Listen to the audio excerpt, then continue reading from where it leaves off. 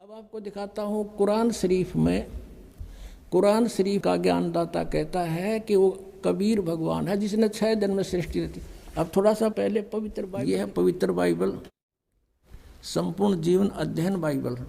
ये बाइबल है, ये है इसका जर्नल एडिटर, ये यहाँ से हिंदी पढ़ेंगे। प्रबंधक संपादक डेविड स्टुअर्ट, अंग्रेजी प्रधान संपादक Donald C Stamps MA MDV, संयुक्त संपादक ये सारे इनका ये यहाँ से छपा, ये देख लो, मैसूर USA से छपा है। अब इसमें सबसे पहले सृष्टि वो है, उत्पत्ति है इसमें, और सृष्टि के कति प्रारंभ में प्रथम अध्याय में ही जेनेसिस माने सृष्टि, जेनेसिस 1, ये 4 पृष्ठ पे उत्पत्ति यहाँ से आरंभ होती है। प्रथम आदि में परमेश्वर ने आकाश और पृथ्वी की सृष्टि की, ये पहला दिन था।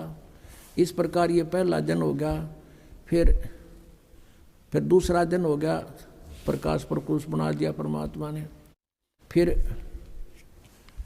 ये तीसरा सांझ हुई, भोर हो गया। फिर तीसरा दिन हो गया, जो कुछ भी इसमें फलदार वृक्ष जिनके बीज एक एक जाति के अनुसार बनाए, ये इस प्रकार। अब ये तीसरा दिन हो गया। दिन और रात पर प्रभुता करें और उज्ज्वला दियारा करें, इस प्रकार सांझ हुई। फिर भोर हुआ, ये चौथा दिन हो गया।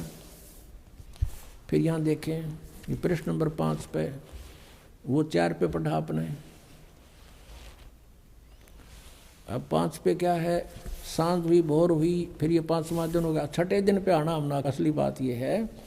फिर परमेश्वर ने कहा, मनुष्य को हम अपने स्वरूप के अनुसार अपनी समानता में बनाएं, और वे समुद्र की मछलियों और आकाश के पक्षियों और घरेलू पशुओं और सारी पृथ्वी पर और सब रेंगने वाले जंतुओं पर जो पृथ्वी पर रेंगते हैं अधिकार रखें, यानी उन तक संपूर्ण से समझदार हों।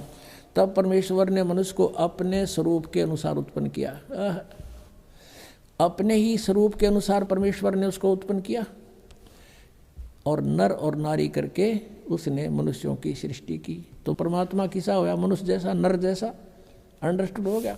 अब यहाँ देखिएगा, इस प्रकार छठे दिन भोर हुई, सांझ हुआ, इस प्रकार ये 6वां दिन हो गया। अब 7वां दिन, और परमेश्वर ने अपना काम जिसे वह करता था 7वें दिन समाप्त किया। अपने किए हुए सारे काम से 7वें दिन विश्राम लिया, यानी 6 दिन में सृष्टि रच ली, 7वां दिन विश्राम किया, बस। अब यहाँ से इतना ही लेना था।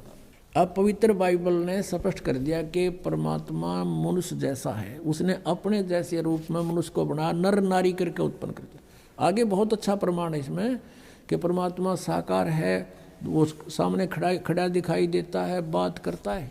अब कुरान शरीफ दिखाते हैं आपको, देखिएगा। ये कुरान शरीफ है, पवित्र कुरान शरीफ, और इसके विषय में लिखा है। ये तो इनकी अरबी भाषा है। जालिकल किताबु ला रैब जो जैसला फीही जो, इसका अर्थ है इन्होंने किया है कि यह वह इल्हामी किताब है, धार्मिक किताब है, जिसमें कोई संदेह की गुंजाइश नहीं। यानी इसमें जो लिखा है वो फाइनल है हमारे लिए, इसमें हमने कोई डाउट नहीं, इसमें कोई गलत नहीं। इसका कहने का भाव ये कहाँ से बना है, शास्त्रीय अरबी पद्धति पर नागरी लिपि में स अनुवाद सटीपन, इसका अर्थ है स अनुवाद सटीपन, स अनुवाद। रूपांतकार है नंद कुमार अवस्थी, शेरवानी संस्करण। ये कहाँ से छपा है, कुरान शरीफ शेरवानी संस्करण। प्रकाशक हैं लखनऊ किताबघर, मौसम बाग, सीतापुर रोड, लखनऊ, यहाँ से छपा। अब हम इसके सूरत फुरकानी 25 पर आते हैं। ये देखिएगा, ये सूरत कुरान शरीफ है, और सूरतुल फुरकानी, इसको सूरत बोलते हैं, सूरतुल फुरकानी, यानी सूरत फुरकानी 25। अब इसमें यहाँ से देखेंगे, ये देखिएगा, ये 52 नंबर आयत है। 51 यहाँ समाप्त होती है, ये 52 शुरू होती है।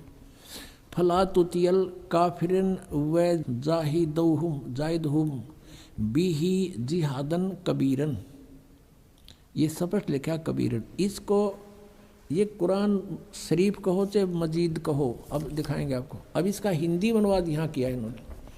ये 51 समाप्त हुई, 52 प्रारंभ हुई, इसका अनुवाद है ये जो हमने अरबी भाषा पढ़ी, लिखी है इसमें नागरी लिपि में। अब इस 52 का यहाँ अनुवाद किया है तो ए पैगंबर हजरत मोहम्मद को कुरान शरीफ का ज्ञानदाता बोल रहा है, तुम काफिरों का कहा न मानना, जो परमात्मा की पूजा ना करते न देवताओं की पूजा करते उनको काफिर बोलते हैं, मानना।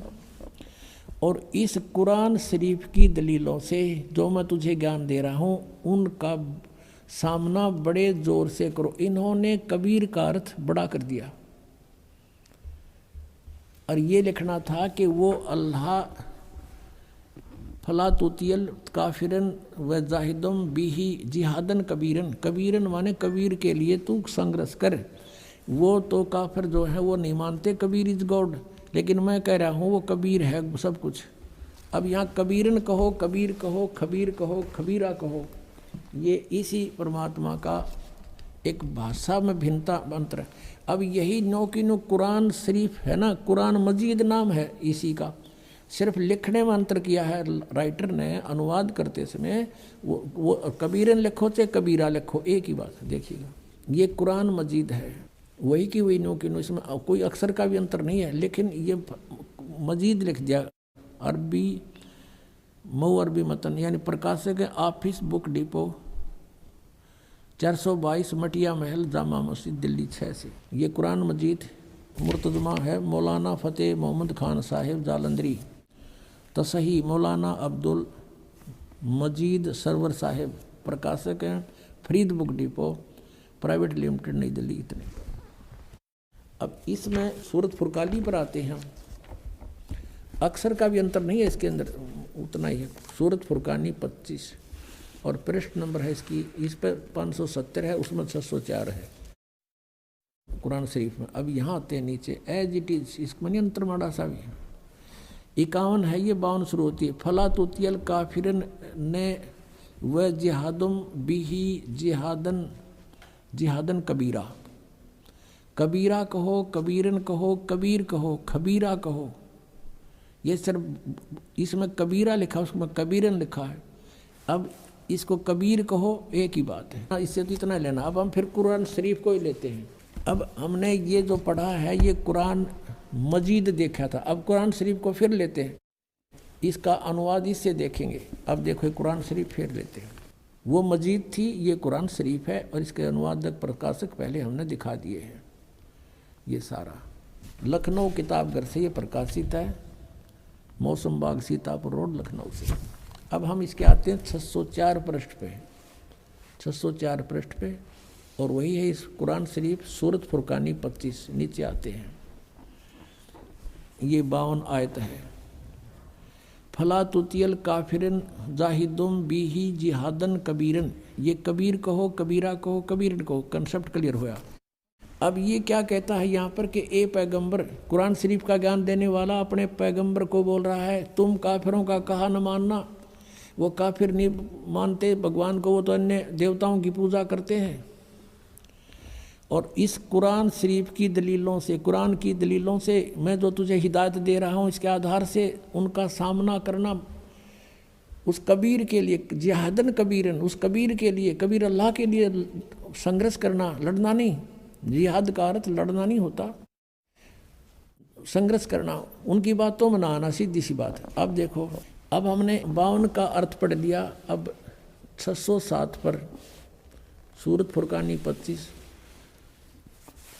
और ये कबीर नामक अल्लाह वही है जिसने 2 दरियाओं को मिला चलाया, एक का मीठा प्यास बुझाने वाला और एक का खारी कड़वा, और दोनों में एक आड़ और मजबूत रोक बना दी। और वही है जिसने पानी की बूंद से आदमी को पैदा किया, फिर उसको साहिब नसीब नसब यानी किसी का बेटा या बेटी, और ससुराल वाला यानी किसी का दामाद बहू बनाया। और तुम्हारा परवरदिगार हर चीज़ के करने में शक्तिमान है। और काफिर अल्लाह के सिवा ऐसों को पूजते हैं, देवताओं को, जो न उनको नफ़ा पहुंचा सकते हैं और न उनको कोई नुकसान पहुंचा सकते हैं। और काफिर तो अपने परवरदिगार से यानी कबीर से, कबीर अल्लाह से मुंह मोड़े बैठे, पीठ दिए हुए हैं, मुंह मोड़े हैं। अब 56 या 55 समाप्ति। और 56 में कहा कि ए पैगंबर, हमने तुमको खुशखबरी सुनाने और सिर्फ अजाब से डराने के लिए भेजा। 57 में कहा है कि इन लोगों से कहो कि मैं तुमसे इस अल्लाह के हुक्म का पर कुछ मजदूरी नहीं मांगता, हाँ जो चाहे अपने परवरदिगार तक पहुंचने की राह इख्तियार कर ले। अब 58 में कमाल कर दिया, ए पैगंबर उस जिंदा पर भरोसा रखो, चैतन्य नहीं। कबीर परमात्मा जैसे अच्छी आत्माओं को मिलते हैं, वेदों में आपने पढ़ा, ऐसे आदरणीय धर्मदास जी को, आदरणीय गरीबदास साहिब जी को, आदरणीय नानक साहिब जी को, ऐसे ही आदरणीय मोहम्मद साहिब जी को मिले थे इस जिंदा महात्मा के रूप में, लेकिन इन्होंने इनकी बात को स्वीकार नहीं किया था। और वो कुरान शरीफ ज्ञानदाता कहता उस जिंदा पर भरोसा रखो जो कभी मरने वाला नहीं है, वो अविनाशी है, वह जिंदा महात्मा रूप में तुझे मिला था। और तारीफ के साथ उसकी पाकी बयान करते रहो, यानी गीता ज्ञानदाता किसी और अल्लाह की पाकी बयान करने को कह रहा है, और अपने बंदों के गुनाहों से वो काफ़ी खबरदार है। ये कबीर है यहाँ पर, ये 58 नंबर आयत है, यहाँ देखो 58, ये 58 है, यहाँ पढ़ेंगे। ये खबीरा लिखा है, इबादही खबीरा। अब इबादही माने पूजा के योग्य वो कबीर है। इबादत माने पूजा, इबादही यानी पूजा के योग्य वो कबीर है। कबीर 58, यहाँ फिर हम आएंगे इसके। ये 58 हम पढ़ रहे हैं कि वो अपने भक्तों के, वो जिंदा रूप में तुझे मिला था, उस पर भरोसा रख, वो अविनाशी परमात्मा है, और तारीफ के साथ उसकी पाकी बयान करते रहो। अपने बंदों के गुनाहों से वह कबीर खूब खबरदार है, यानी पाप नाश कर देता है। वो कबीर खबरदार है, कबीर लिखना था, कबीर अल्लाह अकबर जानता है सब कुछ। अब 59 में कमाल कर दिया, और जिसने आसमानों और ज़मीन और जो कुछ भी उनके बीच में है सबको 6 दिन में पैदा किया, और फिर तख्त पर जा बिराजा। वो अल्लाह बड़ा, अब इन्होंने यहाँ भी कबीर का अर्थ बड़ा कर दिया। वो अल्लाह कबीर है, ये लिखना था, वो अल्लाह कबीर है। ये 59 में, यहाँ देखो, ये फिर 59 आ गई। इसमें फिर खबीरन लिखा है, अरहमानू फसल भी ही खबीरन, कबीरन कहो, कबीर कहो, खबीर कहो। तो इन्होंने इसका अर्थ भी बड़ा कर दिया। अब फिर पढ़ेंगे इस 58 नंबर को, जिसने आसमानों और ज़मीन और जो कुछ उनके बीच में है सबको 6 दिन में पैदा किया। जो पवित्र बाइबल जो ज्ञान देता है 60% ज्ञान वही कुरान शरीफ में है। 6 दिन में पैदा किया, फिर तख्त पर जा बिराजा। वह अल्लाह बड़ा, वो अल्लाह कबीर, वो अल्लाह अकबर, वो अल्लाह कबीर है, वो भगवान कबीर बड़ा दयालु है, रहमान है। और उसकी खबर, उसकी जानकारी किसी बाखबर इल्म वाले यानी तत्वदर्शी संत से पूछ देखो। इससे सिद्ध हो गया कि कुरान शरीफ का ज्ञानदाता भी उस अल्लाह यानी बड़े भगवान, जिसको ये बड़ा कहते हैं, वो मान ले, उसके बारे में अल्पज्य है, उसकी जानकारी नहीं रखता। उसके लिए स्पष्ट किया है कि वो साकार परमात्मा है, उसका नाम कबीर है। 6 दिन में सृष्टि रची और 7वें दिन तख्त पर जा बैठा तो वो विराजमान हुआ है। तो एक देशीय है और साकार है, मनुष्य सदृश है वो पवित्र बाइबल ने। भाई चतर सिंह जीवन सिंह अमृतसर से, भाई बाले वाली श्री गुरु नानक देव जी की जन्म साखी, ये यहाँ से छपी अमृतसर से। ये जिस खालक यानी परमात्मा ने आदम जी की रचना की, आदम जी को उत्पन्न किया, वह आलम माने परमात्मा बड़ा यानी सबसे सुप्रीम, सबसे सर्वशक्तिमान, वो कबीर परमात्मा है जिसने आदम की भी रचना की। और कायम दायम कुदरती, और वही गुरु रूप में सिर पीरों के पीर, वही गुरु रूप में यहाँ आता है। सजदे करे खुदाई नो अल्लाह। ये बहुत पुरानी हो चुकी है, ये भाई बाले वाली, वो जीवन सिंह चतर सिंह से छपी है। तो इसके दिखाते हैं कि खालक आदम सिरजिया, जिस खालक ने, खालिक माने परमात्मा ने तुम्हारा आदम उत्पन्न किया, वो आलम बड़ा कबीर, वो परमात्मा सबसे बड़ा कबीर है, वो सबसे बड़ा है और वो कबीर है। फिर लिखा है सजदे करो खुदाई नू आलम बड़ा कबीर, सजदे करो खुदाई नो, वो है सबसे बड़ा खुदाई, उसकी महिमा नु जो सबसे बड़ा कबीर परमात्मा है। बोलो सतगुरुदेव। अब वेदों में दिखाते हैं आपको, ये पढ़ रहे हैं ऋग्वेद मंडल नंबर 9 सूक्त 86 मंत्र 26 पढ़ रहे हैं, 86 का 26। अपने रूप को सरल करता हुआ, अपने रूप को, शरीर अपने रूप को, सकल को सरल करता हुआ वह कांति में परमात्मा। ये देखो इन्होंने यहाँ गड़बड़ी कर दी। इस ये देखो ये है कबीर, हम कबीर बोल रहे हैं, बै बोल रहे हैं हम कबीर, वेदों को वेद बोलते हैं, तो यहाँ कबीर हम इस यो कबीर लिखा कबीर। इस रै को इन्होंने संधि छेद करके अपसर्ग लगा दिया, अपसर्ग लगा के इसका अर्थ कर दिया, कवि का अर्थ कर दिया सर्वज्ञ। कवि कोई सर्वज्ञ नहीं होता, ना आज तक होया है, परमात्मा ही सर्वज्ञ होता है। यहाँ अर्थ नहीं करना चाहिए था, अर्थ करके अनर्थ किया इन्होंने। यदि कहीं किसी काव्यकार की महिमा वर्णित हो और वहाँ कवि शब्द हो तो वहाँ अर्थ किया जा सकता, काव्यकार कर दे, सर्वज्ञ वहाँ भी नहीं किया जा सकता।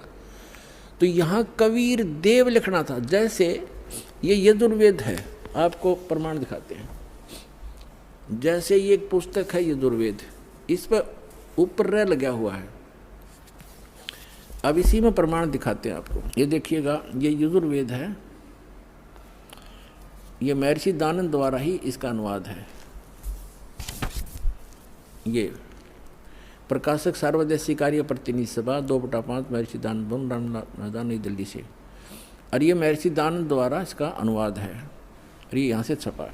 इसके हम आपको ले चलते हैं 36वें अध्याय के, यह 60 अध्याय यानी 36वां अध्याय 36 60 30 36 36 36। और यहाँ आगे हम ये यजुर्वेद है और यहाँ देखिएगा इसका प्रथम मंत्र है। इसमें लिखा है कि रचम वाचम प्रपदे मनो यजु प्रपदे, ये यजु शब्द है, इसका 2 अपसर्ग लगा रखिए। अब इसका अनुवाद महर्षि दानंद जी ने यहाँ कर रखा है, देखिएगा इसमें यजु, ये यजु शब्द है, इसका अर्थ यजुर्वेद लिख दिया, बिल्कुल सही। अगर इसका अर्थ कर देता तो ये महिमा यजुर्वेद की थी, और यहाँ यजुर्वेद लिखना पड़ा, ये रे ला के हमको यजुर्वेद बोलना, यजुर्वेद। तो यहाँ रे इसने यजुर्वेद लिखा, बिल्कुल सही लिखा। अगर यहाँ अर्थ कर देते तो महिमा यजुर्वेद की थी, तो कैसे समझते कि किसकी महिमा है, ये अनर्थ हो जाता। इसी प्रकार यहाँ इन अनुवादकर्ताओं ने कबीर का अर्थ लिखना था कबीर देव, यहाँ कवि का अर्थ जैसे अपसर्ग भी लगे हैं तो इसको लिखना था कबीर देव है उस परमात्मा का, वो कबीर देव माने साहब परमात्मा, कबीर हम कबीर बोल रहे हैं, कबीर देव लिख देती है, देव माने परमेश्वर और कबीर माने कबीर। हम कबीर साहब कहने लगे अपनी लोकल भाषा में, हम वह को वह बोलते हैं, और कबीर कबीर, कबीर देव, कबीर साहब, कबीर भगवान, कबीर अल्लाह, अल्लाहु अकबर। वेदों में उसको कबीर देव, अपनी मातृभाषा में वैसे लोकल लैंग्वेज में कबीर साहब, और कुरान शरीफ के अंदर उसको अल्लाहु अकबर यानी अल्लाह कबीर कहा है। ये है वही जो काशी में धानक रूप में रहा था। ये उन महापुरुषों ने प्रमाणित भी कर दिया कि हम सुल्तानी नानक तारे दादों को उपदेश दिया, जात जुलाहा भेद नहीं पाया, काशी माए कबीर हुआ, अनंत कोट ब्रह्मांड का एक रति निभार, और सतगुरु पुरुष कबीर हैं ये कुल के सिरजनहार। अब आगे हम फिर से ऋग्वेद ले लिया, यजुर्वेद रख दिया, क्योंकि अब हम इसको प्रमाणित कर रहे थे। ऋग्वेद मंडल नंबर 9 सूक्त 86 के मंत्र 26 को हम पढ़ रहे हैं। यहाँ आगे थे कि यज्ञ करने वाले यजमानों के लिए परमात्मा, यज्ञ माने धार्मिक अनुष्ठान, यानी साधना करने वाले साधकों के लिए परमात्मा सीधा सार्थ बन जाता है। सब रास्तों को सुगम करता हुआ, यानी उनके विघ्नों को, संकटों को मर्दन करता है, उनको पवित्र करता हुआ और अपने रूप को सरल करता हुआ, वह कांति में परमात्मा कबीर देव लिखना था यहाँ पर, कबीर देव। विद्युत के समान क्रीड़ा करता हुआ, जैसे बिजली आती है बड़े स्पीड से, वर्णीय पुरुष को प्राप्त होता है। वर्णीय माने अच्छी आत्मा को मिलता है। ऋग्वेद मंडल नंबर 9 सूक्त 20 मंत्र 1 में,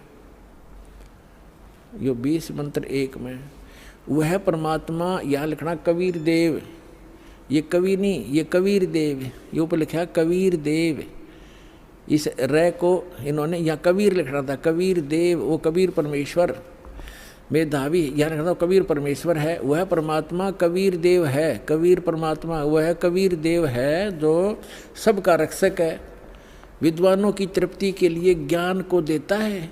विद्वान यानी वही आकर के वो ऐसा ज्ञान देता जिससे बुद्धिमान लोग तृप्त होते हैं, संतुष्ट होते हैं, और सहनशील है। संपूर्ण दुष्टों को संग्रामों में यानी ज्ञान के युद्ध में तिरस्कृत करता है, सबको पराजित कर देता है। आज उन मुसलमान भाइयों का दावा भी गलत सिद्ध हुआ जो हिंदुओं को यूँ कहते थे ये देवताओं को पूजा, इनका मोक्ष नहीं हो सकता, तो वो भी अब काल के ही जाल में है, उनको भी सोचना पड़ेगा। हम एक पिता की संतान हैं। पुण्यात्माओं, परमात्मा का पाना बहुत आसान है। ये विश्वास होना कि कौन परमात्मा है, वो क्या स्थिति में है, वो कैसी लीला करता है, उसको पहचानना अनिवार्य है। और कौन सी वे ऑफ वर्शिप है, वो पूजा की विधि क्या है जिससे मोक्ष होगा। ये तो इस दास का मोतियाबिंद परमेश्वर कबीर जी ने हटा दिया, अज्ञान रूपी जो मोतियाबिंद था उसका ऑपरेशन किया, तब इस दास को दिखाई दिया, तब इनके अज्ञानियों के ये अज्ञान का पर्दाफाश करके आपके समक्ष रख दिया।